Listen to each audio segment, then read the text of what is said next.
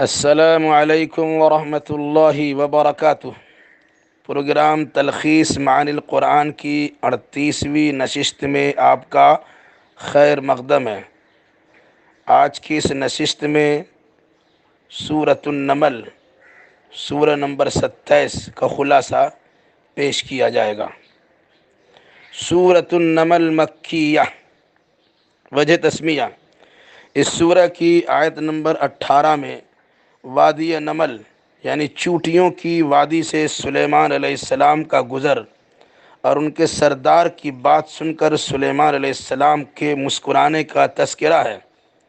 اسی مناسبت سے سورہ کا نام النمل رکھا گیا کہ نمل کے معنی چونٹی کے ہوا کرتے ہیں۔ زمانہ نزول: یہ سورہ مکی ہے اور سورہ شورى کے بعد نازل ہوئی ہے۔ مرکزی مضمون: دنیاوی عیش و عشرت میں مگن افراد کو تعلیمات قرآنی سے فیض یاب ہونے کی تاکید ہے اور منکرین رسالت کو انبیائی تواریخ سے عبرت و نصیحت حاصل کرنے کی تلقین ہے۔ تعداد آیات: اس سورہ میں 93 آیات ہیں۔ آیت نمبر 1 سے 3 میں سورہ نمل کی آیات کو قرآن مجید اور کتاب مبین روشن کتاب کی آیتیں کہا گیا ہے، جو ہدایت سے لبریز اور اقامت صلاۃ، ایتاء زکوٰۃ اور آخرت پر یقین رکھنے والے اہل ایمان کے لیے اخروی اور حقیقی فوز و فلاح کی بشارت سنانے والی ہے۔ آیت نمبر 4 سے 5 میں منکرین آخرت کی نگاہ میں ان کے اعمال بد بڑے ہی خوشنما معلوم ہوتے ہیں، ان کے لیے دنیا آخرت دونوں ہی جگہ برا عذاب ہے۔ آیت نمبر 6 میں قرآن کوئی انسانی تصنیف و تالیف نہیں ہے بلکہ علیم و حکیم اللہ کا کلام برحق ہے، جس میں علم و معرفت اور دانائی حکمت کے بیش بہا خزانے مضمر و پوشیدہ ہے۔ آیت نمبر 7 سے 14 میں موسیٰ علیہ السلام اور فرعون علیہ الملام کی سرگزشت سنائی گئی ہے۔ موسیٰ علیہ السلام کو مدین سے مصر کی جانب واپسی کے دوران طویٰ کے مقدس وادی میں نبوت سے سرفراز کیا گیا اور عصا اور ید بیضا کی شکل میں معجزات عطا کیے گئے اور فرعون جیسے ظالم و جابر حکمراں کی طرف مبعوث کیے گئے۔ فرعون کو معجزات موسوی کا دل سے اقرار تھا، پھر بھی اس نے ظلم و غرور کی وجہ سے معجزات کو جادو کہتے ہوئے قبول کرنے سے انکار کر دیا۔ بالآخر جرم کی پاداش میں بحر قلزم میں غرقاب کر دیا گیا اور مفسدوں کا انجام اہل دنیا کے سامنے ظاہر ہو گیا۔ آیت نمبر 15 سے 31 میں حکومت و اقتدار کے نشے میں چور فرعون مغرور کے بالمقابل داؤد و سلیمان علیہ السلام نے ایک بڑی سلطنت کے حکمراں ہونے کے باوجود مثالی شکر گزاری کے نمونے پیش کیے۔ اللہ نے انہیں بہت سارے مومن بندوں پر فوقیت بخشی تھی۔ سلیمان علیہ السلام داؤد علیہ السلام کے علم نبوت اور منصب خلافت کے سچے وارث و جانشیں ہوئے، چڑیوں کی بولی سمجھتے اور انہیں ضرورت کے سارے اسباب و وسائل عطا ہوئے تھے۔ چرند پرند، انسان، جن، ہوا، پہاڑ وغیرہ پر ان کا اقتدار تھا۔ چونٹی کی بولی سن کر مسکرائے اور شکر کے جذبے سے سرشار ہو کر اعمال صالحہ کرنے کی توفیق اور دخول جنت کی طلب اللہ سے بار بار کرتے رہے۔ ایک بار کا واقعہ ہے کہ ہدہد پرندہ نظر سے اوجھل ہو گیا تو فرمایا، آج اگر اس کا عذر معقول نہ ہوا تو گردن مار دی جائے گی۔ تھوڑی ہی دیر میں حاضر خدمت ہو کر عرض گزار ہوا، میں ملک سبا سے ایک یقینی خبر لے کر آیا ہوں جس کی تفصیل آپ کے پاس نہیں ہے۔ وہاں ایک عورت حکومت کرتی ہے جسے ہر قسم کے ساز و سامان بخشا گیا ہے اور اس کا تخت بھی عظیم الشان ہے۔ وہ اور اس کی قوم خالق ارض و سما، عالم الغیب والشہادہ اور مالک عرش عظیم اللہ رب ذوالجلال والاکرام کے بجائے سورج کی پوجا کرتی ہے۔ در حقیقت شیطان نے ان کے اعمال کو خوشنما بنا کر پیش کر دیا ہے۔ ایسا لگتا ہے یہ راہ راست نہیں پا سکیں گے۔ سلیمان علیہ السلام ہدہد کی بات کی تصدیق کے لیے خود ہدہدی کے معرفت ملک سبا کے نام ایک خط لکھ کر ارسال فرمایا، جس کا مضمون تھا، انہ من سلیمان وانہ بسم اللہ الرحمن الرحیم اللہ تعالی علیہ واتونی مسلمین۔ یہ خط سلیمان کی جانب سے ہے اللہ الرحمن الرحیم کے نام سے شروع، میرے مقابلے میں سرکشی نہ کرو، مسلم و فرما بردار بن کر حاضر خدمت ہو جاؤ۔ آیت نمبر 32 سے آیت نمبر 44 میں ملکہ سبا نے درباریوں کے باہم مشورے سے طے کیا کہ تصادم کے بجائے مصالحت کا راستہ اپنایا جائے، چونکہ یہ مسلمہ حقیقت ہے جب کوئی بادشاہ فاتحانہ شان سے کسی بستی میں داخل ہوتا ہے تو لوگوں کو تباہی اور عزت داروں کو ذلت و رسوائی کا سامنا کرنا پڑتا ہے۔ البتہ سلیمان علیہ السلام کی ذہنیت کا اندازہ لگانے کے لیے بیش بہا تحفے تحائف پیش کر کے رد عمل کا انتظار کرنے لگی، جنہیں سلیمان علیہ السلام نے واپس کرتے ہوئے فوج کشی کی وعید سنائی، اور سلیمان علیہ السلام کا تیور دیکھ کر ملکہ سبا فرما بردار بن کر آنے لگی تو سلیمان علیہ السلام نے اس کا تخت دربار سلیمانی میں حاضر کرنے کا فرمان جاری کیا۔ ایک قوی ہیکل عفریت جن نے اختتام مجلس تک کی مہلت مانگی، مگر تورات کا عالم ایک انسان نے چشم زدن پلک جھپکنے میں دربار سلیمانی میں ملکہ سبا کے تخت کو حاضر کر دیا، جس پر شکر گزاری کے جذبے سے بے ساختہ ھذا من فضل ربی کا جملہ ارشاد ہوا، اور جب ملکہ سبا حاضر خدمت ہوئی تو تھوڑی سی تبدیلی کے ساتھ ان کا تخت ان کے سامنے پیش کرتے ہوئے سوال کیا گیا، کیا ایسا ہی آپ کا تخت ہے؟ انہوں نے جواب دیا، گویا کہ وہی ہے۔ پھر اپنے اندیہ کا اظہار کرتے ہوئے کہا کہ آپ کی نبوت کا علم مجھے پہلے ہی ہو چکا تھا اور میں اسی وقت اسلام کو گلے سے لگا لیا تھا، مگر کافر قوم کی حکمرانی کی وجہ سے اس کا اظہار ممکن نہ ہو سکا تھا۔ اب چونکہ حالات سازگار ہیں اس لیے اس کا برملا اعلان کرتی ہوں۔ سلیمان علیہ السلام نے ملکہ سبا کی فکری غلطی اور اعتقادی گمراہی کا احساس دلانے کے لیے شیشے کا صاف شفاف فرش پر چل کر محل میں داخل ہونے کی پیشکش فرمائی۔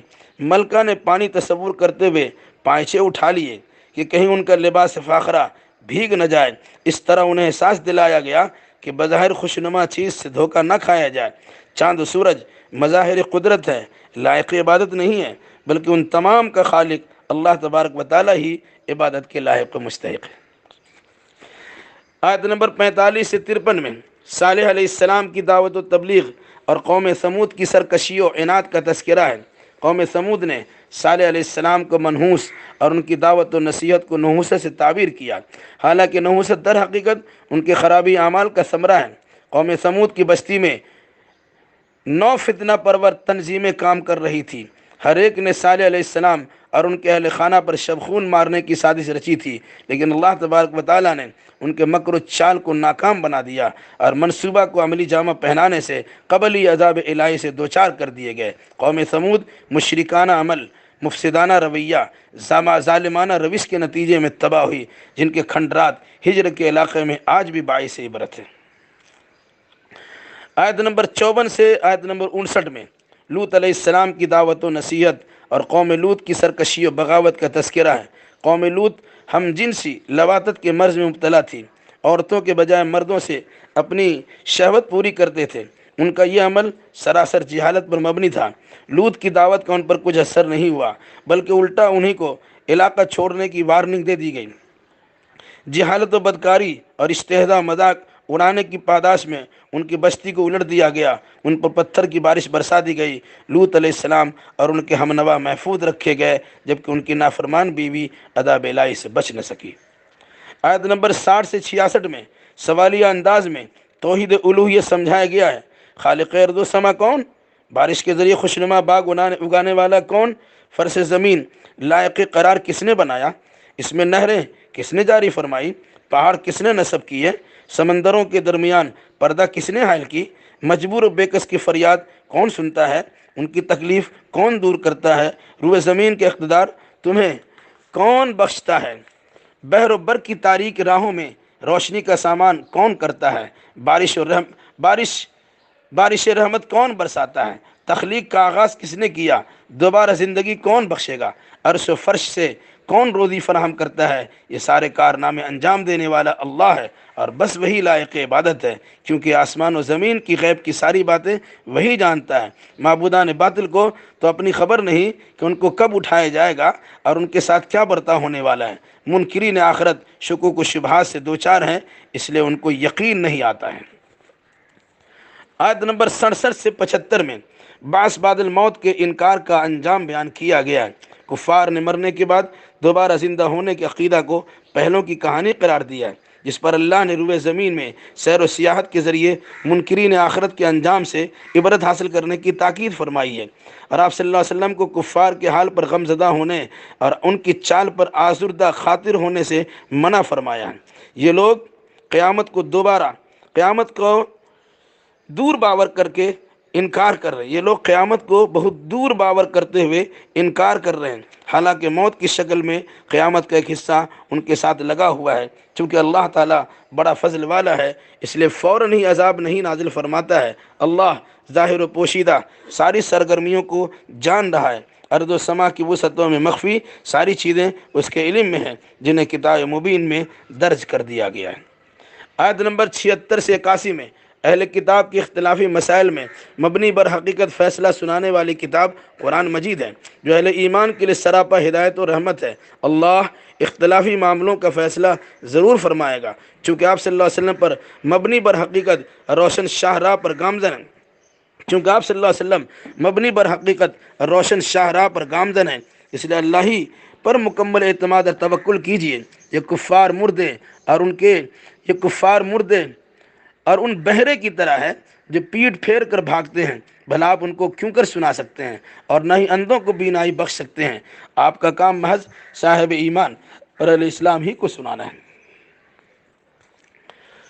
آیت نمبر 82 میں سے 86 میں قرب قیامت ایک جانور کلام کرتے ہوئے کہے گا، لوگوں کو کیا ہو گیا ہے کہ ہماری آیتوں پر ایمان نہیں لاتے؟ قیامت تو قائم ہو کر رہے گی اور لوگوں کو بارگاہ الہی میں حاضر ہونا ہی پڑے گا۔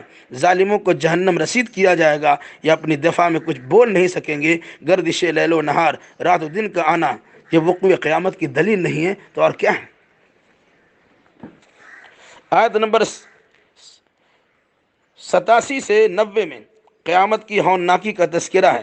جب سور پھونکا جائے گا تو آسمان و زمین میں موجود ساری خلقت پر بے ہوشی طاری ہو جائے گی، صرف وہی محفوظ رہ سکیں گے جس سے متعلق اللہ کی مشیت ہوگی، اور سب کے سب بارگاہ الہی میں حاضر ہوں گے۔